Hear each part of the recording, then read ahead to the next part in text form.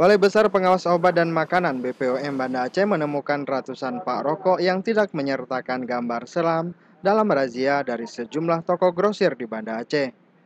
BPOM mensinyalir masih banyak produk rokok yang tidak bergambar seram seperti diamanatkan Peraturan Pemerintah Nomor 109 Tahun 2012 tentang peredaran produk tembakau.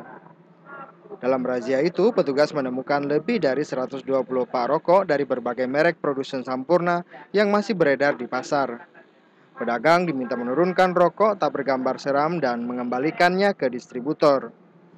Razia ini dilakukan hingga ke pusat distributor rokok Sampurna di Jalan Tengku Imam Bata, Banda Aceh.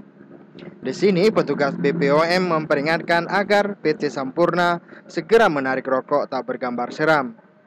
Petugas mengancam akan menyita jika masih membandel.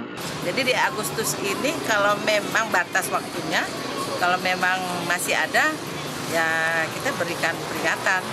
Ya, tapi saat ini kita masih mencobalah melakukan pembinaan kembali.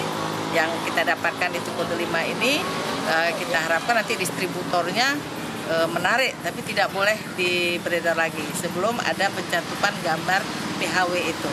Sesuai Peraturan Pemerintah Nomor 109 Tahun 2002, produk tembakau harus menarik seluruh rokok yang tidak bergambar seram dengan batas waktu Agustus. Manajer distribusi PT Sampurna Cabang Banda Aceh kepada petugas mengaku tidak mengetahui batas waktu.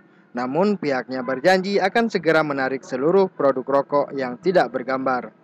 Dari Banda Aceh, Maimun Saleh melaporkan untuk Aceh Video.